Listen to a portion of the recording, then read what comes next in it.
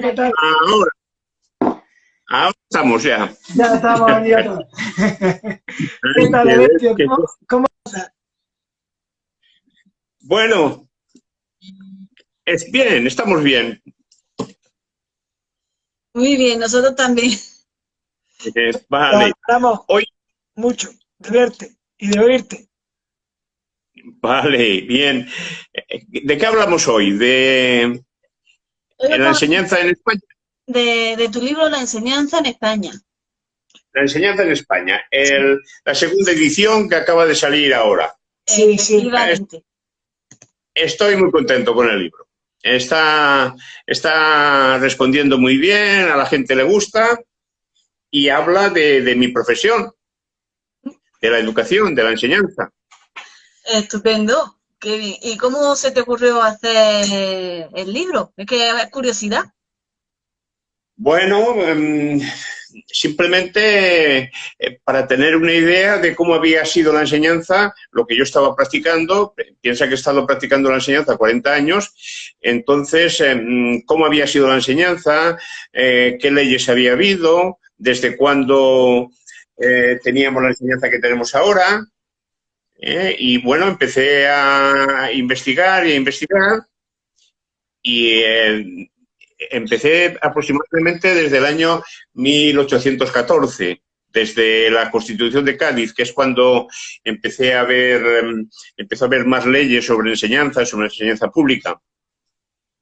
Entonces, la Constitución de Cádiz fue una consecuencia de la Revolución Francesa. Se reunieron en Cádiz bastantes diputados, hicieron unas leyes y allí fue el primer sitio, la primera vez que se estableció que la enseñanza debía de ser universal para todos, para mujeres y para hombres, y debía de ser gratuita.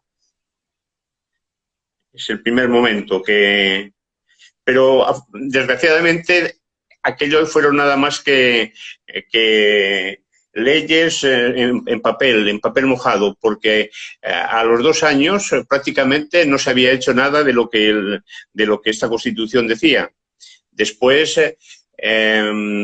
vino Fernando VII, hubo un momento en vez de ser una legislatura liberal, como era la de las Cortes de Cádiz, pues hubo una legislatura conservadora y casi todas las leyes que se hicieron en el año 1814 tardaron casi 20 años en poder volver a hacerse, porque muchos de los hombres que estaban en las Cortes de Cádiz fueron reprimidos por Fernando VII y muchos tuvieron que irse a Inglaterra.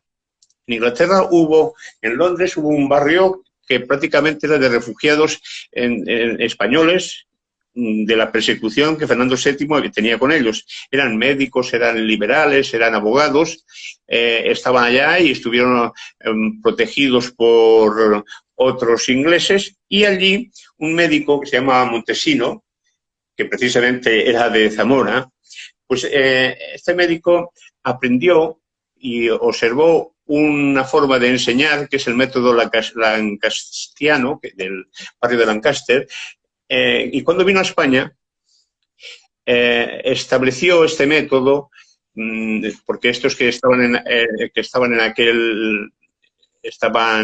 el barrio de Londres, cuando vinieron a España se convirtieron en ministros y hubo un momento de revolución liberal en España, y establecieron la enseñanza. Primero establecieron una escuela para formar maestros, una escuela de magisterio, porque hasta entonces los maestros que había en España los llamaban maestros caminantes, los llamaban maestros, eran maestros que no eran examinados, no tenían conocimientos, algunos eran sacristanes, otros eran escribanos, otros eran cirujanos, cada uno sabía un poquito, pues los ayuntamientos los contrataban, le daban dinero para que les enseñaran allí las 4 reglas a algunos de los niños del pueblo. Pero desde que llega Montesino al poder y llega la Revolución Liberal, se establecen ya unos estudios para ser profesor, para ser maestro. Esto es el año 1830 y tantos, 20 años más tarde de la Guerra de la Independencia.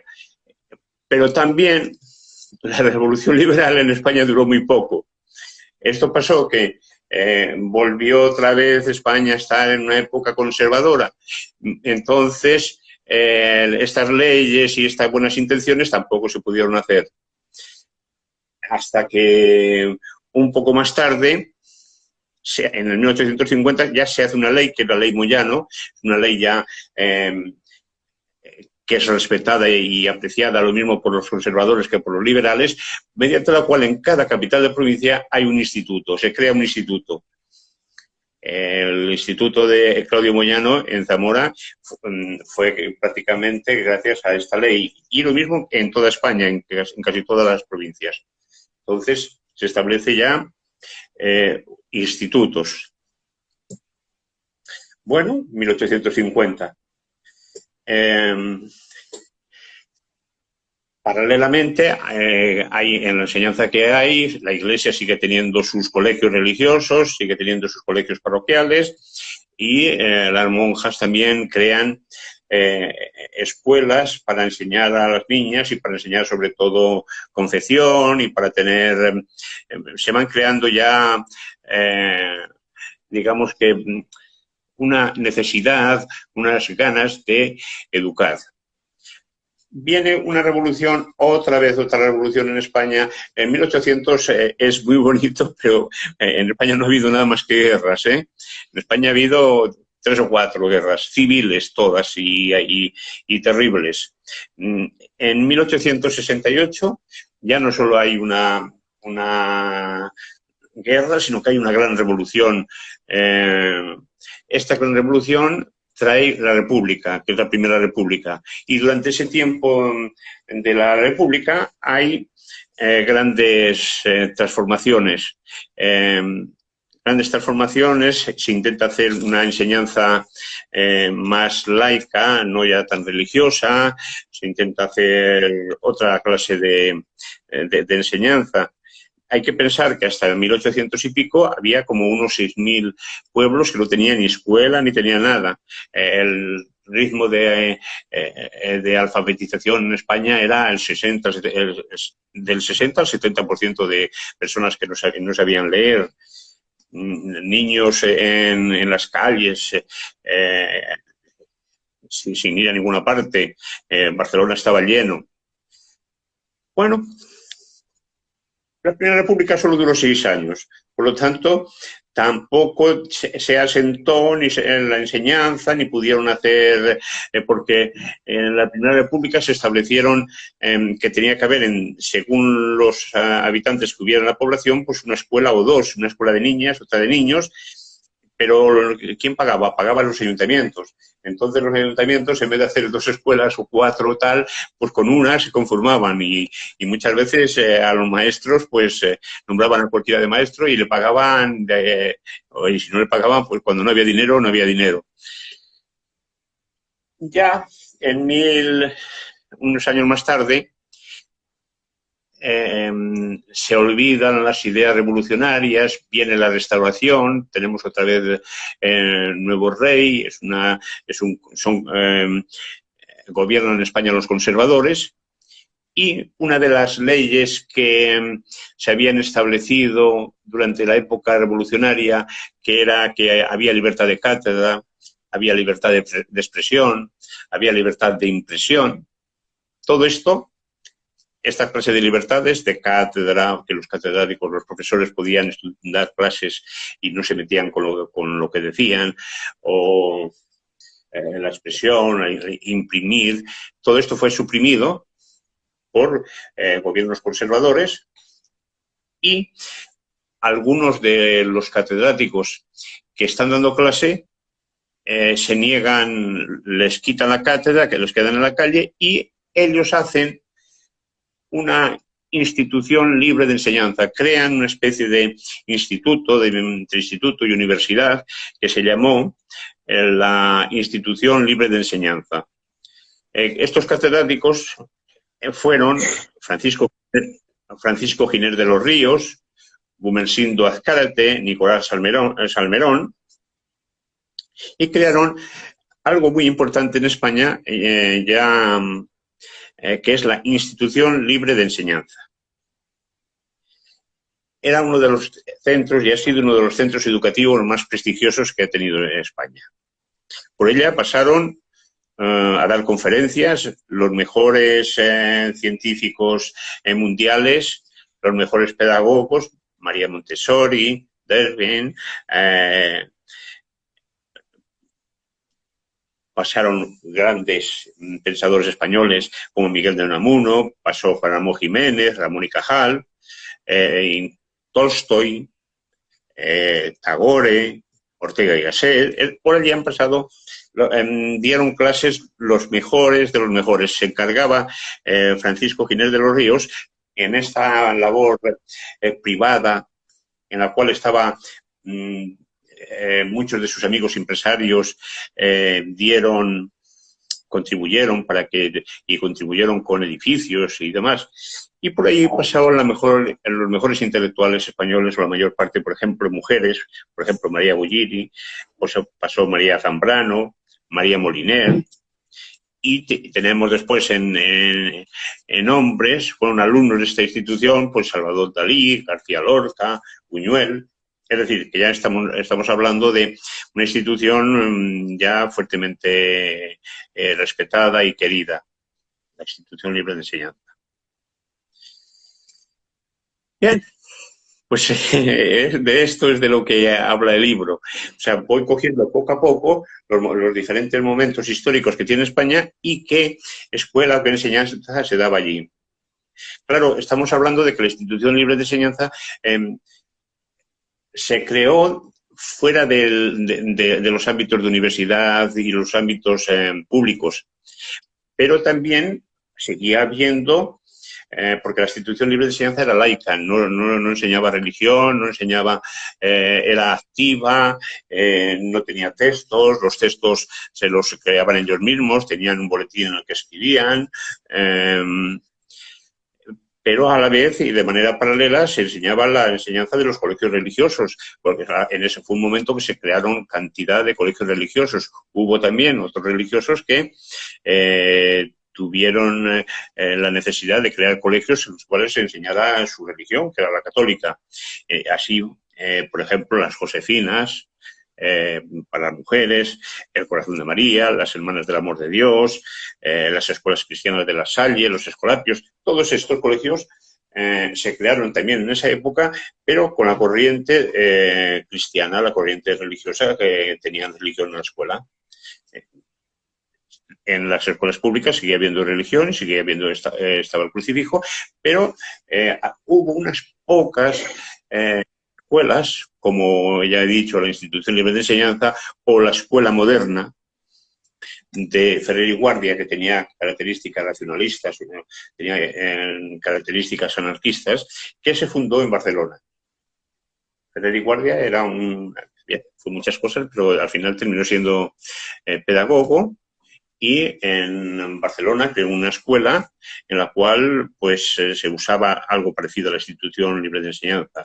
Era laica, se pagaba, era privada, pero pagaban más los que más podían.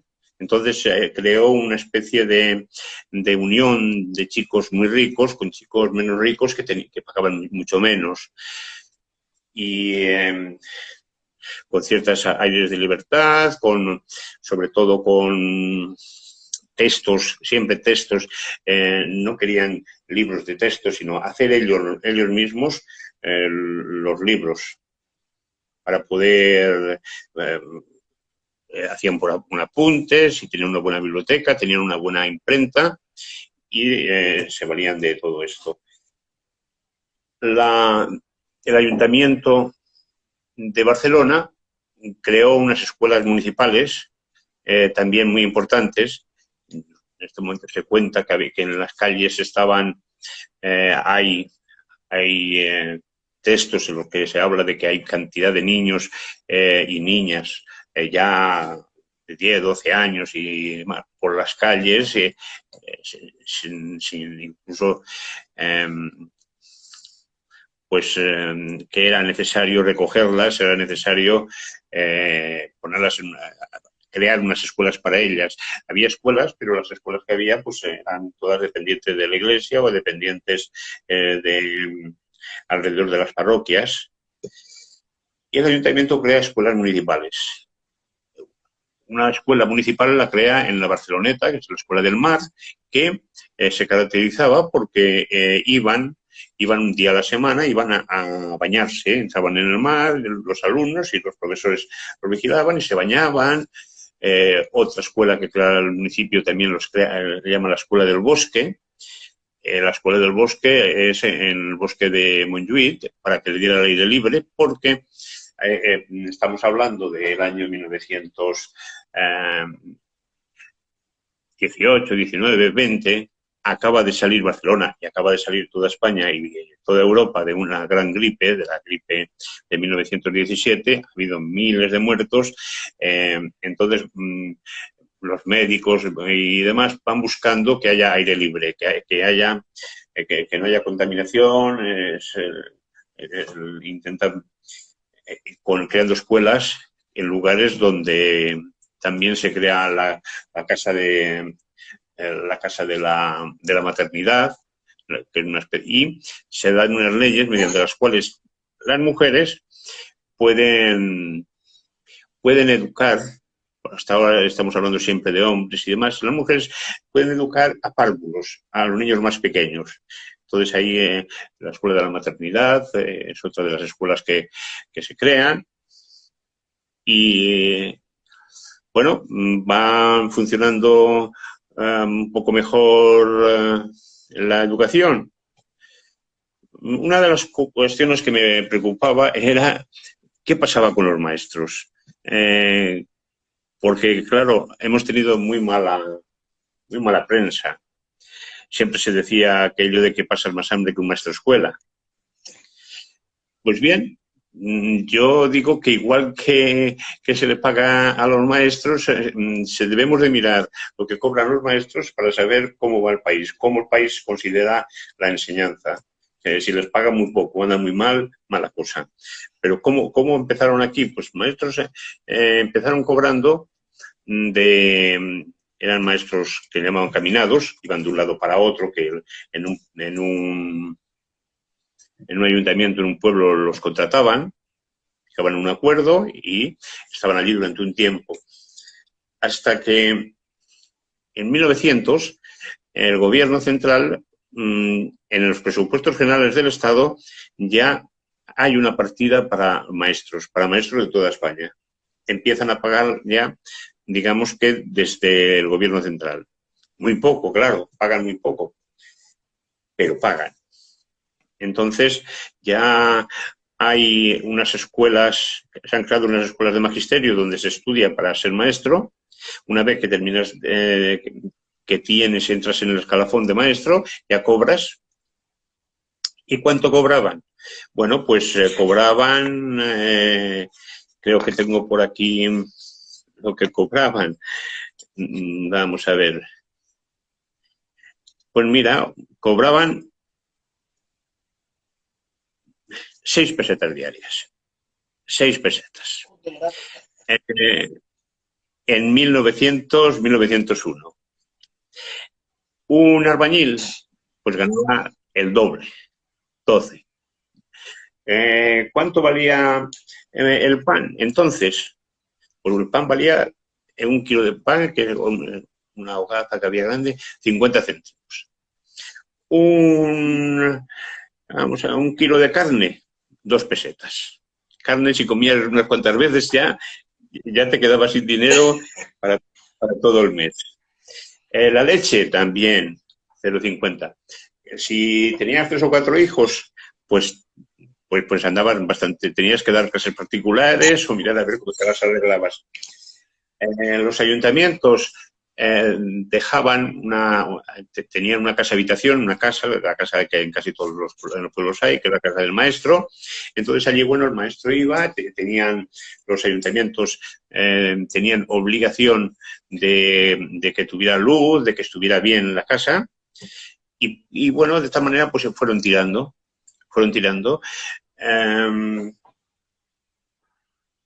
En 1917 hasta 1900, del 14 al 17, en la Segunda Guerra Mundial, España no vivió mal. No entró en la Segunda Guerra Mundial y entonces lo que sí hizo fue abastecer a un ejército y a otro. O sea, abastecer, claro, en Francia, en Alemania, necesitaban material y en España tuvo un comercio bastante bueno y del 14 al 17, de 1914 al 17, la economía española pues se podía permitir, fue bastante bien. Pero en 1917 y 18 acabó la guerra, entonces esas fábricas que mandaban paños, todos los gastos, ahí hubo una inflación grandísima, de un 30-40%. En 2 o 3 años subió la inflación un 60%. Lo que no subieron fueron ni los sueldos de los obreros, ni los sueldos de los maestros. Entonces, con lo mismo que ganabas en 1917, tenías que estar en 1918, 19, 20. Se organizó una gran huelga general, no solo de maestros, sino de obreros y de todo. La conclusión fue que, bueno, subieron algo los sueldos y terminaron y siguieron, aunque, bueno, siempre siguieron mal. Pero hasta que no llegó la República, hasta que no llegó en 1931, los maestros siguieron bastante mal. También la población siguió siendo analfabeta. O sea que si los maestros habían estado mal, la consecuencia fue que la mayor parte de la población, porque también pasaba lo siguiente, pasaba que los niños solo podían ir desde los 6 a los 12 años. Era lo que legalmente iban.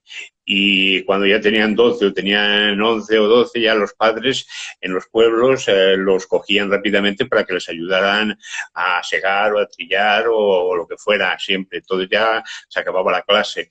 En las ciudades, pues si había en las fábricas para engrasar unas máquinas que hay allí, los niños que eran pequeños se podían meter para engrasar y pues allí los ponían. O en el momento que podía el padre ganarse sacar algún dinero del hijo, lo sacaba y ya no iba a estudiar, se quedaba así aprendiendo un poquito y ya está. Entonces, claro, la situación fue bastante mala y muchas veces esos niños, ya digo, estaban en la calle y no iban ni a la escuela ni iban a la fábrica a hacer alguna cosa, sino simplemente, o a veces muchos de ellos no tenían ni familia.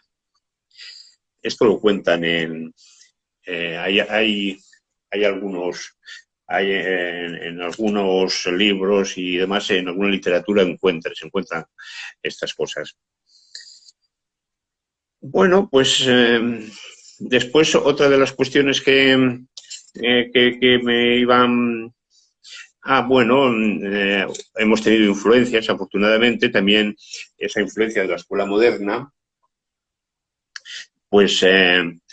influyó en otras escuelas que se hicieron a su semejanza en algunos lugares de Asturias, se hicieron también en algunos lugares de España y también en Barcelona, pero Ferrer y Guardia tenía unas ideas anarquistas que eran reconocidas y hubo un atentado al rey, en cuyo caso le echaron la culpa a Ferrer y Guardia, y lo tuvieron preso durante un tiempo, y ya lo tenían controlado, después lo dejaron libre porque demostró que él no tenía arte ni parte, pero en la biblioteca de la escuela modernista que trabajaba el que había tirado la bomba, que se llama Mateo.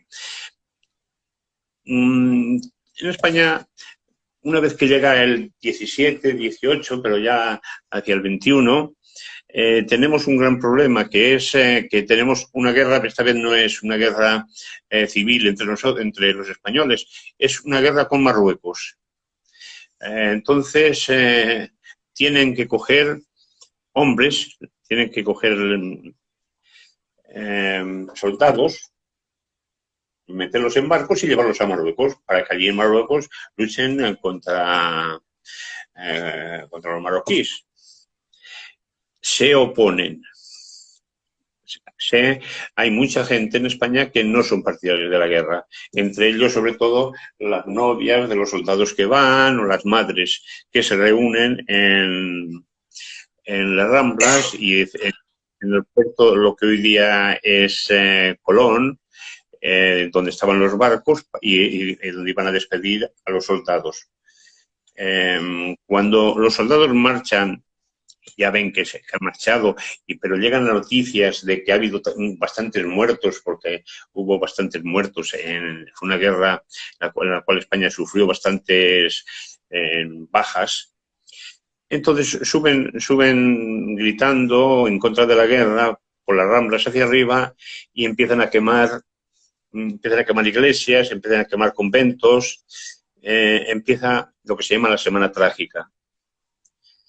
La Semana Trágica estuvo en Barcelona ardieron muchísimos conventos, sobre todo se fijaron en los conventos religiosos, iglesias, y una vez que vino el ejército y aplastó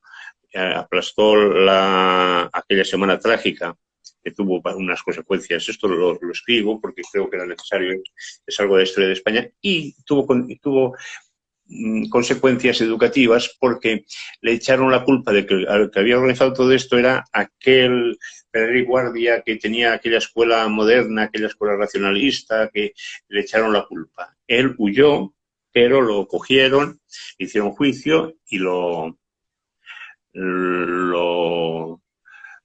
Montjuïc lo fusilaron.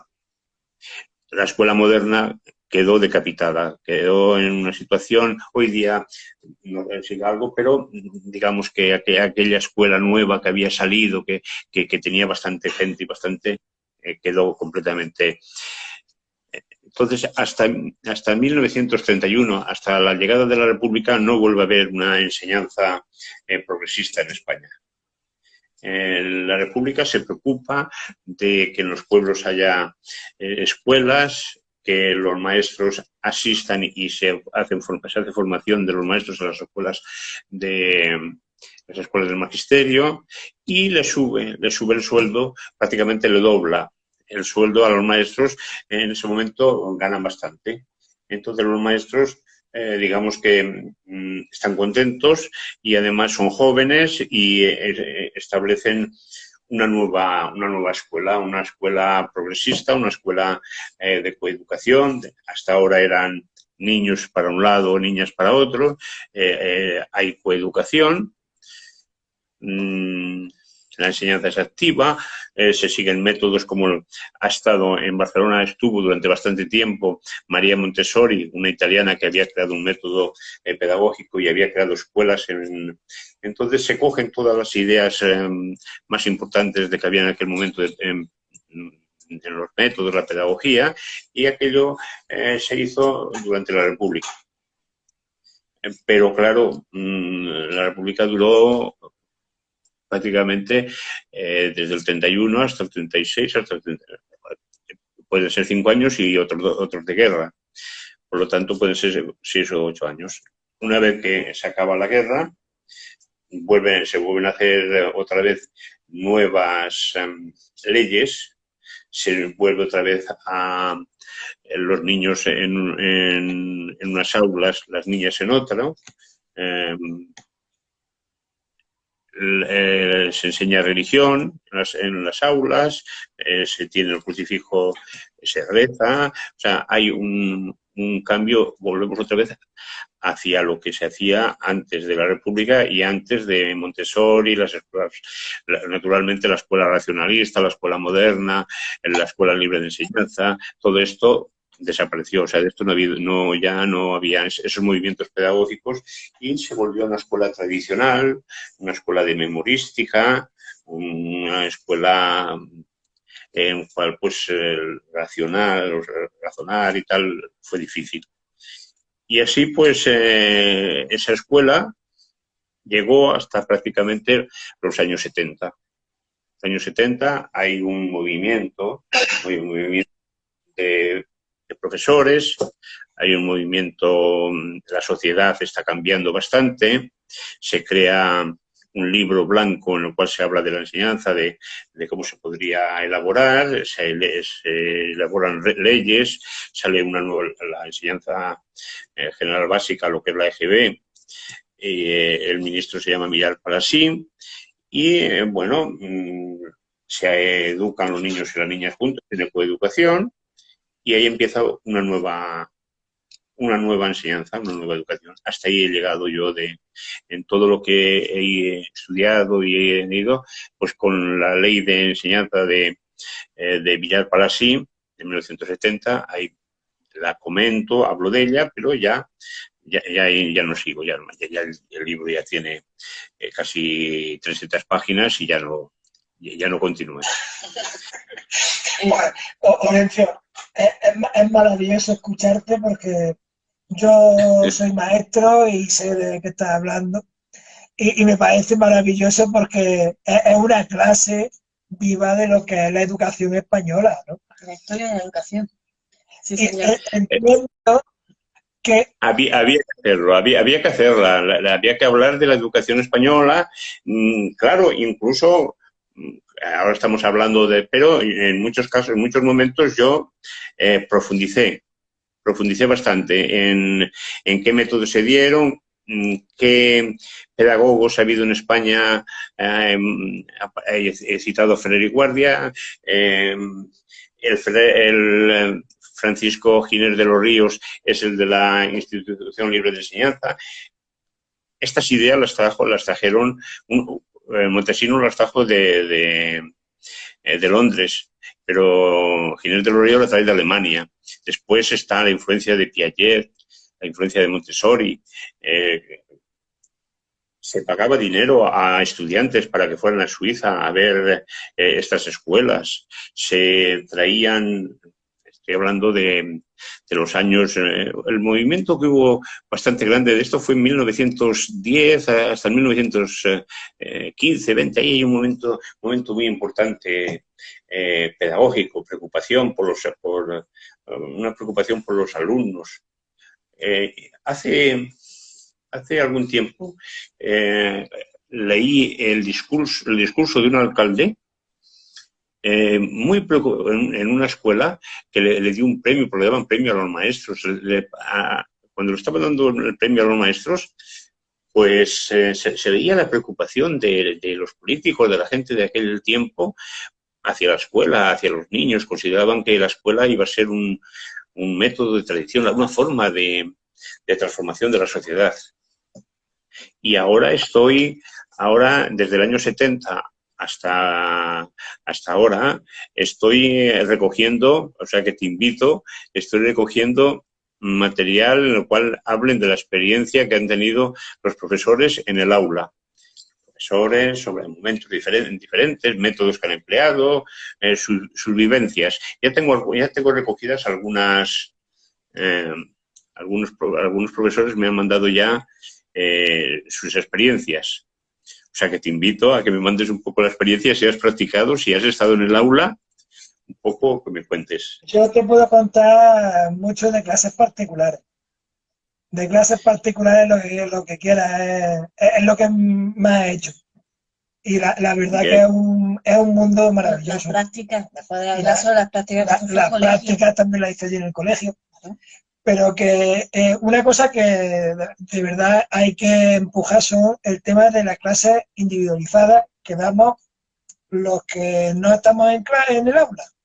Porque ese es un momento, Orencio, en el que realmente trabajas con el alumno como le gusta al maestro. Tú a tú. Somos dos. Uno a uno. Somos dos. Yo también. Exactamente. Es el momento que hablas con él, lo haces razonar, tienes tiempo para él. Es importante. Se le abre la mente. Sí. Es maravilloso porque, claro, cuando has estudiado a toda esta gente que tú has citado, a Montessori, a la ley Moyano, el libro blanco, todas estas cosas de lo que tú estás hablando, pues lo puedes llevar a la práctica con ellos. Que es lo bonito que tiene, que como es uno y tiene mucho tiempo para trabajarlo y es a diario, pues es maravilloso porque todo eso lo puedes poner en práctica. Dices, tú hay que ver lo que muchos pagarían por conseguir esto y lo que yo tengo, aunque bueno, ya sabes tú que no se reconoce la labor quizás muchas veces como se debiera del profesor de clases particulares, ¿no? Pero Bueno, pero es importante porque piensa que yo di clases particulares. Cuando estaba haciendo la mili en el ejército, salía por las tardes y tenía 2 o 3 clases que daba de bachillerato, y tengo muy buen recuerdo. Muy buen recuerdo porque, claro, a mí me llamaban porque su hijo o su hija suspendía. Y claro, cuando llegábamos a ver los temas y estudiábamos el tema que él iba a dar al día siguiente, el del que te hablo, el alumno que te hablo, que soy día ingeniero, era muy, muy inteligente. Pues con 4 cosas que le decía, cuando al día siguiente yo le decía, sí, pues hoy me ha llamado el profesor, pues con 4 cosas que le decía, él se defendía. Ahora, lo que no hacía, claro, había que tenerlo, había que estar con él, había que estar esa hora con él, porque si estabas con esa hora ya no necesitaba nada más.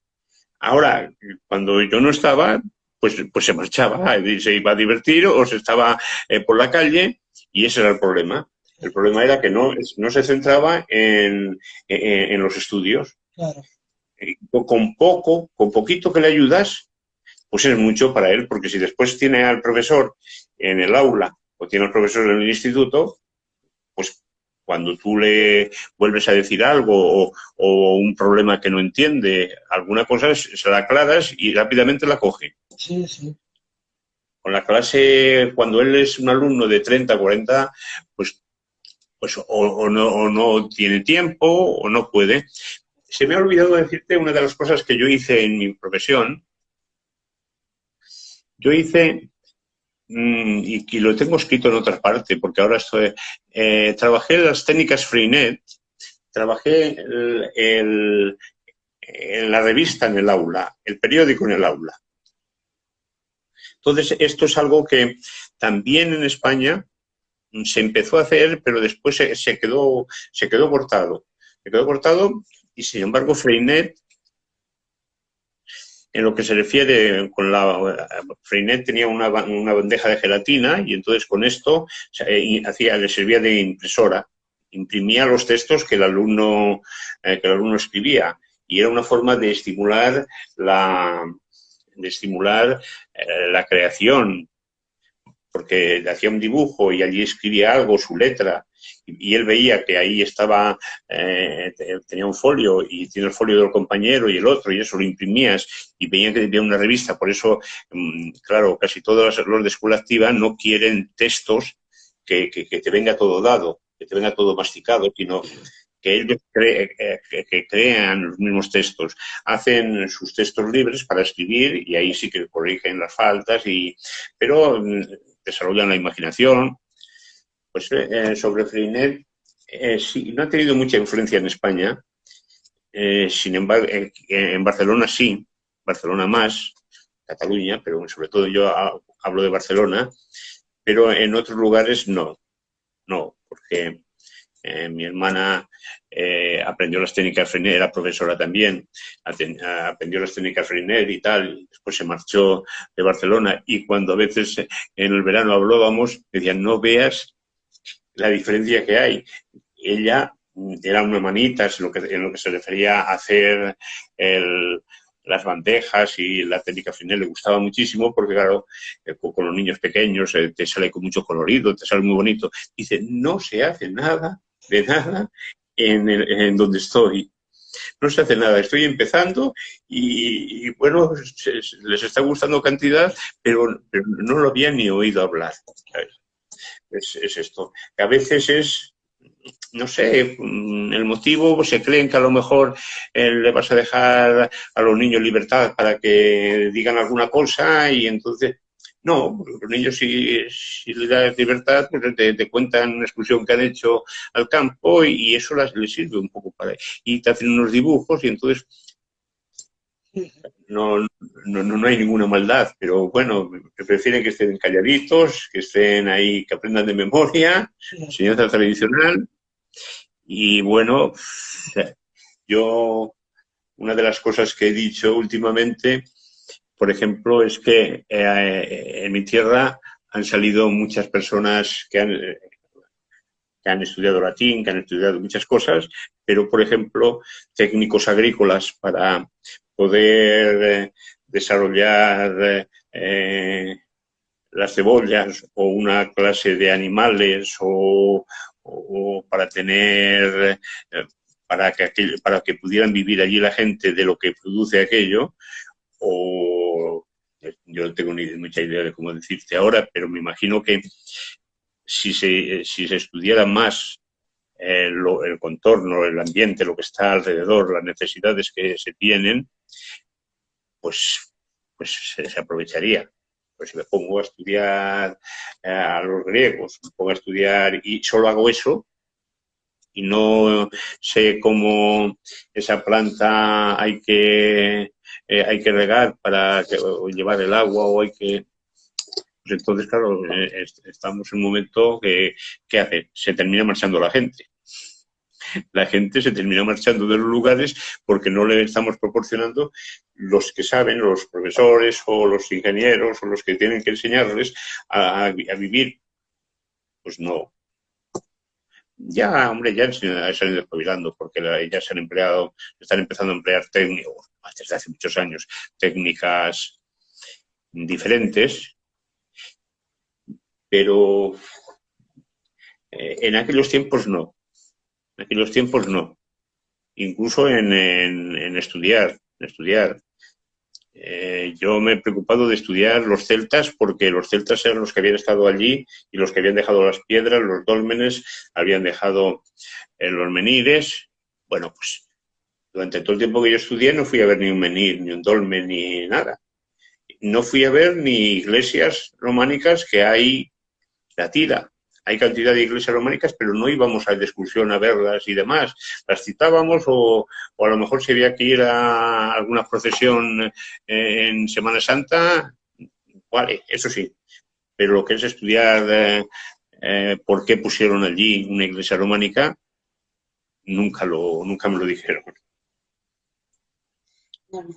Entonces, a ti como maestro, como profesor, ¿qué importancia tiene precisamente el profesor o el maestro en los niños, su influencia? Sí, yo creo que, a ver, creo que es Cicerón el que dice que la vasija conserva siempre el sabor del primer líquido que echas. A una vasija le echas leche entonces lo primero que el niño va aprendiendo desde pequeño es algo que le va a influir en toda la vida. Los padres primero, naturalmente, pero si tiene un profesor y si el profesor es la enseñanza verdaderamente debería ser individual. Es cuando le dejas la influencia al alumno. Entonces esa influencia es decisiva. Es muy importante. Sí, y Olergio, tú has estado estudiando un siglo y medio de la educación de España. Nos lo has explicado maravillosamente, pero yo me gustaría saber qué ley o qué persona crees tú que ha sido la más importante para la educación de este país. Pues Francisco Giner de los Ríos. Francisco Giner de los Ríos, seguramente. También Francisco Giner de los Ríos se relacionaba con Bartolomé Cosío, se relacionaba con Gumesindo Gárate y tenía una serie de amigos, entre los cuales estaba Serra Pompey, que era un noble muy rico que le habían dejado grande cantidad de tierras y entonces lo que hizo con estas tierras fue en sus propiedades creó varias escuelas, las escuelas Serra Pompey. Él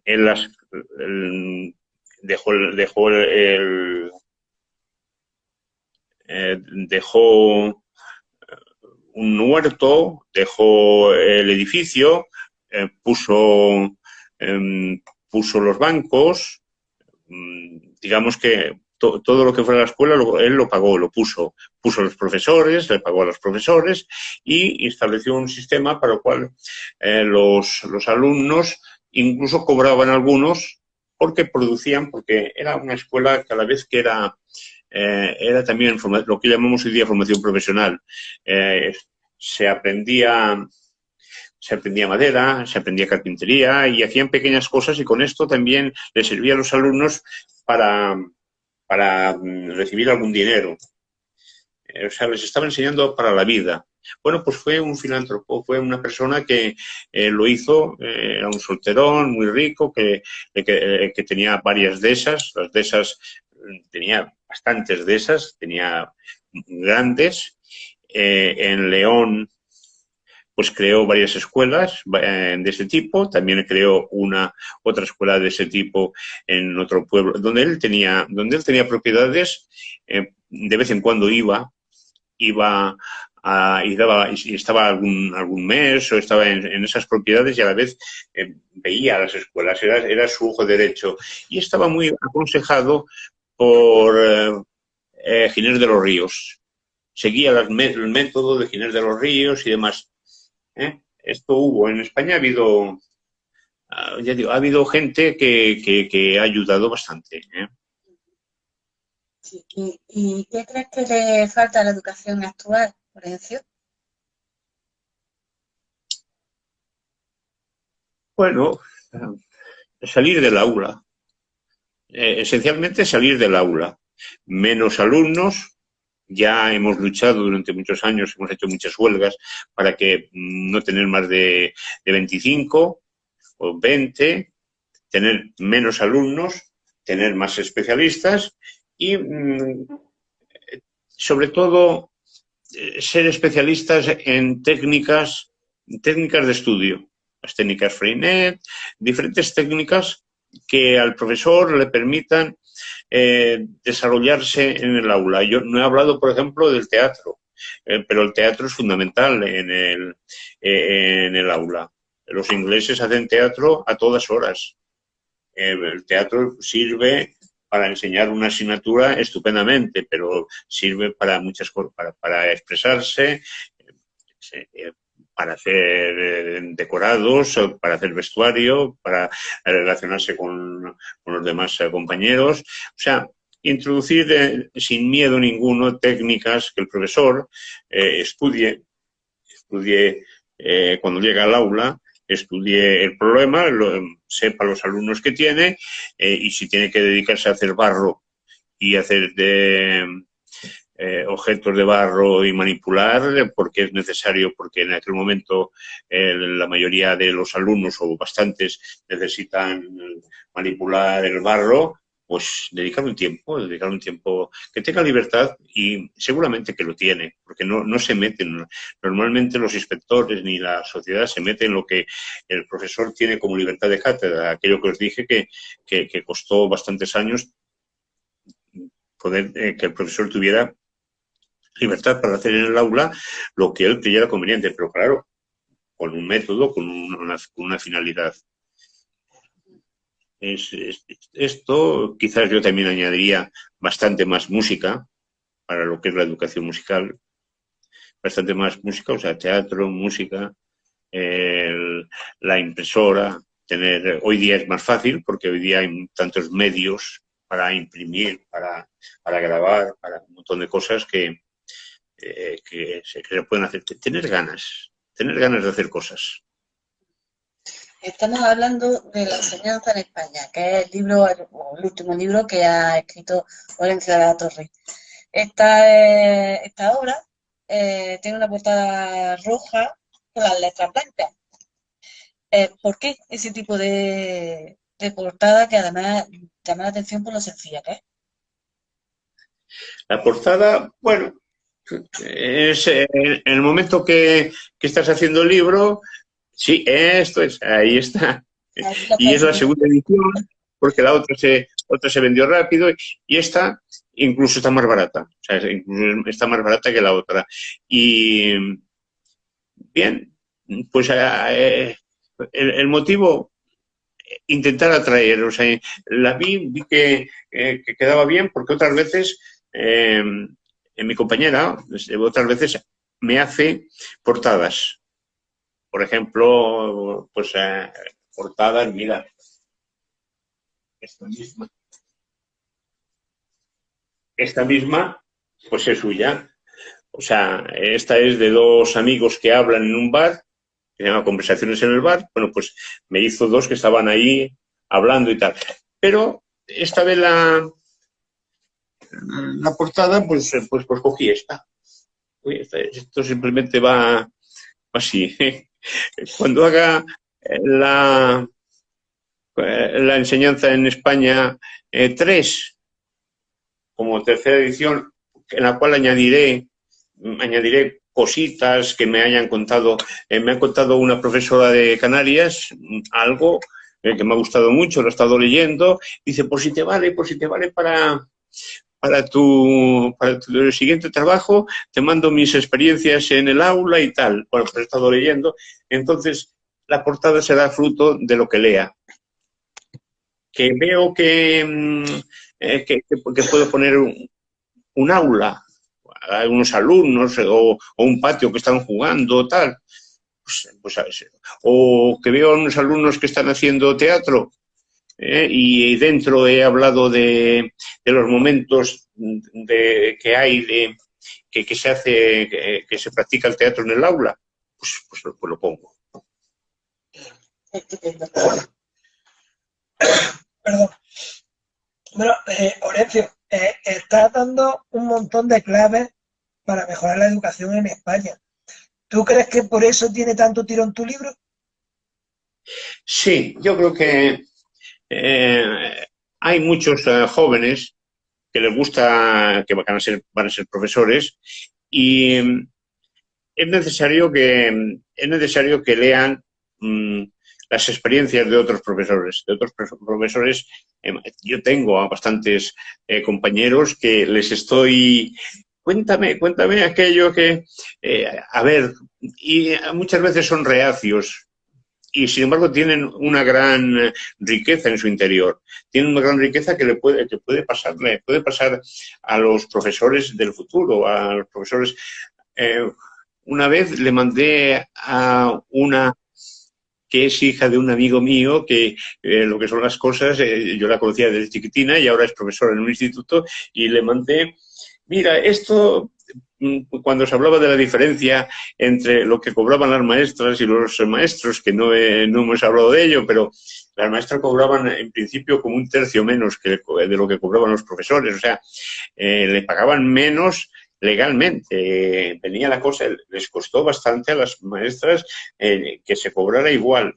Y hacían escritos y hacían manifestaciones y le mandaba, y ahí se conservan de que por qué, siendo que estoy con las mismas horas y haciendo la misma labor que el maestro, porque el maestro llegaban y que tuviera una casa, habitación bueno, todas las niñas en la casa, incluso algunas casas tenían, yo he conocido alguna que tenía huerto.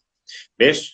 El huerto escolar es algo necesario. O sea, el huerto escolar debía ser algo obligatorio, en lo cual el niño pues cogiera sus tomates, sus pimientos, los vieran cómo nacen, vieran lo que es, o el trigo, porque yo he tenido huerto escolar, he tenido varios huertos escolares, pero uno de ellos, por ejemplo, sembré trigo, cebada, centeno y avena.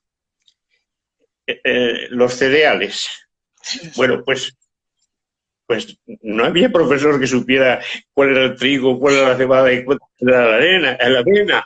Iban creciendo y yo nada más que nacieron ya sabía, bueno, había puesto en trocitos, no diferentes, pero y puse trigo con un cartel, cebada, avena y tal, para que los vieran creciendo. Los vieron crecer, vieron que eran diferentes. Bueno, pues esta maestra llegaba y el maestro tenía derecho a tener su casa con su huerto, y ella, si acaso tenía algo, le daban un dinero para que estuviera, porque normalmente tenía que ir acompañada de una tía, una hermana, alguien, y que estuviera en una habitación en la casa ya se encargaba el alcalde de dejarle que estuviera en algún sitio con algún matrimonio conocido, o sea, digamos que muy protegida, y además de todo esto, además le pagaban mucho menos. O sea, que las mujeres han tenido también me preocupé de cuando llegaron las mujeres cuando llegaron las mujeres a la universidad, qué fue lo primero que empezaron a estudiar, y después poco a poco, pues vamos, hoy día hay más universitarias que universitarios, o sea, se han olvidado, pero cantidad. Y bien, bien. Y, Orencio, ¿qué papel ha tenido la mujer? Porque yo sé que seguro que ha sido muy importante, pero quiero que tú lo ratifiques con el conocimiento que te ha dado estudiar un siglo y pico, casi dos, de la educación española. ¿Qué papel ha tenido la mujer en todo esto? Bueno, en la Institución Libre de Enseñanza se hacía, había coeducación, había hombres y mujeres, las mujeres hacían educación física. Hablamos del año 1920 y tantos, o sea, al principio del siglo, 1915. Jugaban a tenis, había un lugar en la institución para que jugaban a tenis, practicaban educación física, y naturalmente Zambrano, María Moliner, que son de aquella época, pues María Moliner no ha sido superada, Zambrano ha sido una gran escritora y filósofa, o sea, han estado a la altura y no hablemos de aquellas mujeres que estaban detrás de algunos hombres, que mira lo que me pasa a mí, que cuando me pongo a comunicaros con vosotros, si no viene Rosa y me dice, haz esto, yo no espero. O sea, pues eso le ha pasado a las mujeres en la mayor parte de sus actividades. Cuando han estado con un hombre, el hombre sí, estamos de acuerdo, pero normalmente la mujer ayuda en muchísimas cosas. Y cuando está sola y dirige, pues seguro que no teníamos guerra si tuviéramos a fueran las dos mujeres en Rusia y en Ucrania. Seguramente se lo he entendido ya. Seguro que debería Pero bueno, sí, lo que es la función de la mujer son más intuitivas, son más próximas a los niños, los conocen, a las que tienen hijos, pues lo conocen mucho más, saben nada más que le echan el vistazo al niño y ya saben de qué va. Bien. Tampoco se puede decir muchas cosas, digamos, un hombre, cuando habla de una mujer, sabe poco. Yo ahora estoy empezando a leer libros femeninos porque muchas veces encuentro cosas que ellas son capaces de decir y nosotros no.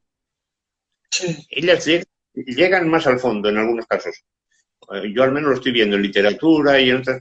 En filosofía, es que tampoco la filosofía yo digamos que solo sé la de un poco por encima, pero no profundizo, no me hables mucho de Kant y de otros. Primero porque a mí si me quitas a Sócrates y a Platón, los demás ya, con eso son bastante filósofos. Pero en literatura y en muchas cosas las mujeres, y no digamos en la cocina, digamos, y en una escuela también, ¿eh? Sí, sí. En la escuela entras en un aula, la ves y te das cuenta que aquella aula está dirigida por una mujer. Sí, totalmente. Todo colocadito, todo tal, los alumnos cada uno a sus cosas y tal. El profesor tiene otras virtudes. Sí. Pero de hecho, yo el mejor recuerdo que tengo es de mi profesora de primero y de segundo. Y para mí esa para mí es la mejor del mundo, así que no puedo decir que no Sí, sean mejores que nosotros en ese sentido. yo iba a un centro comercial con mi esposa, que en paz descanse, que ya hace bastantes años. Ella tenía niños pequeños, tenía niños de 3 a 6 años. Y estando comprando, veo que viene una, profe, empieza a darle voces, y una alumna que había tenido que ir. Entonces ya era mayor, estaba trabajando en la tienda de fruta, estaba en una tienda que hay en Barcelona, que es en un mercado, un centro comercial grande. Y cada vez que veíamos a alguien que la reconocía, que había estado con ella, que esto, ¡guau! Todo eran abrazos y quererse y tal. O sea, había una relación eh, emocional que ayuda muchísimo. Esa relación emocional ayuda muchísimo a aprender a vivir, a ser feliz, pero también a aprender lo que el profesor te diga. Cualquier cosa si hay una relación emocional importante, tienes un vínculo, lo que el profesor dice, te queda. Sí, sí, va a misa. Lo impone, si te lo dice de mala gana, de mala forma y enfadado, lo borras, no quieres saber nada de aquello. Sí, sí. De hecho, yo te hablo por lo que yo he vivido en el colegio y hay profesores que te marcan para siempre. De hecho, yo hay profesores que los veo por la calle y les llamo la atención después de tantos años porque me da ¿Eh? mucha alegría verlos reconocer y es una forma de reconocer también la labor tan buena que ellos han hecho, ¿no? Yo creo que ese acercamiento del alumno al maestro, al profesor, es muy enriquecedor para los dos, ¿no? Para uno porque se enorgullece de haber tenido a ese profesor y ese profesor se enorgullece de que le reconocen el buen trabajo que ha hecho, ¿no? Sí, te da alegría, te da. La verdad que sí. Bueno, Lorenzo, para finalizar, ¿dónde podemos encontrar tu libro? Pues yo creo que lo mejor es Amazon, porque Amazon primero te lo da a muy buen precio, después te lo trae a casa. Si tienes... yo tengo Amazon Prime, quiere decir que me traen al día siguiente tengo el libro. Y después, bueno, pues si tienes un buen librero, tienes una buena librería que ha dado oye, pues hazte con este libro, pues también en cualquier librería te lo coge. A través de mi página web, que es maclub.com, en la cual están todos mis libros, también yo puedo ponerme en contacto con el que le interese el libro y hacer que les llegue. Pero ya te digo, a través de Amazon lo veo. Yo no recibo casi, porque Amazon, claro, te da un tanto por ciento y demás, digamos que económicamente, pero para que el lector pueda tenerlo con mayor facilidad, yo recomiendo Amazon. Voy en contra de mis intereses, porque no gano casi nada, pero le sale más barato y además lo tienen en su casa. Estupendo. Pues ha sido un placer volver a hablar Vale. contigo. Muchísimas gracias por este ratito, ha sido muy enriquecedor. Y Vale. también tenemos que dar las gracias a Virginia, Agencia de Letras, por permitir este programa, ¿no? Y por supuesto la Radio El Álamo, que nos pueden ver o escuchar, mejor dicho, los miércoles a las 5. Y, y bueno, pues quedamos a expensas de una próxima, puede ser. Bueno, Vale, estupendo. Julio se pondrá en contacto contigo para que habléis de ciertas cosillas. ya hablaremos, ya te enviaré algo, Lorenzo, de las vivencias, Vale. pero te las voy a enviar también como alumno. Como alumno te enviaré algunas cuantas para que Pues vale. también las recuerdes. Acuérdate, Maclub García en Facebook. En Facebook es Maclub García. En Maglú García, por Messenger y vamos, podemos hablar todo lo que queramos, ¿eh? Maglú García. Maglú García, y también para todos los que nos ven y escuchan. Maglú García es mi Facebook. Lorenzo, un placer enorme, no sabes lo que me ha gustado hoy. Ha sido maravilloso porque me ha recordado pues, aquellos tiempos de la universidad, de las prácticas, de las clases, y ha sido maravilloso.